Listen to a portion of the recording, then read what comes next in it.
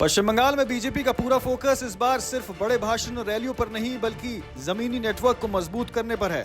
सूत्रों के मुताबिक अमित शाह लगातार राज्य के अलग अलग इलाकों में रात्रि प्रवास कर रहे हैं और पार्टी संगठन के पदाधिकारियों से सीधे मुलाकात कर रहे हैं।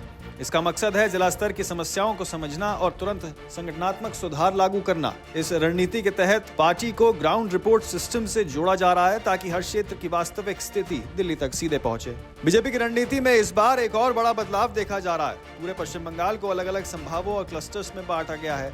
चुनावी प्रबंधन को तेज किया जा रहा है। उत्तर बंगाल, मध्य बंगाल और कलकत्ता के आसपास के क्षेत्र, हर इलाके के लिए अलग रणनीति, अलग फीडबैक सिस्टम और अलग नेताओं की जिम्मेदारी तय की जा रही है। सूत्रों के मुताबिक अमित शाह खुद इन सभी मॉड्यूल्स की मॉनिटरिंग कर रहे हैं। इस रणनीति का मकसद साफ है, हर सीट तक सीधे पहुंचना और सीधी पहुंच बनाना। राजनीतिक विश्लेषकों का मानना है कि इस बार बंगाल चुनाव सिर्फ रैलियों की लड़ाई नहीं बल्कि संगठन बनाम संगठन की लड़ाई बन चुका है।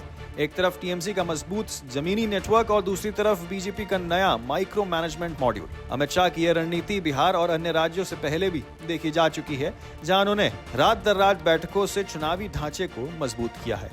वहीं अब मॉड्यूल बंगाल में लागू करने की कोशिश हो रही है।